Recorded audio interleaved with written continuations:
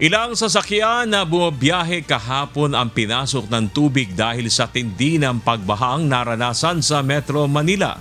Sa video na ito ni Kevin Camato, makikita na sinasalok nito ang tubig na pumasok sa loob ng kanilang kotse gamit ang kanyang tsinelas. Ayon sa uploader, kuha ang naturang video malapit sa may NBI sa Taft Avenue sa Maynila. Habang sa video naman na ito na in-upload ni Andre Gaboro, makikita na pinasok na ng baha ang loob ng bus. Walang magawa ang mga pasahero kundi kanya-kanyang taas na lamang ng kanilang mga paa upang maiiwas sa tubig.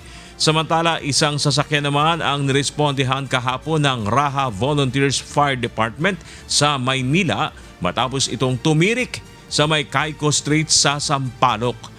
3 ang sakay ng naturang sasakyan kung saan kapwa PWD ang mga ito kasama ang isang sanggol. Isinakay sila sa rubber boat ng mga rescuer hanggang sa madala sa ligtas na lugar. Hot dog!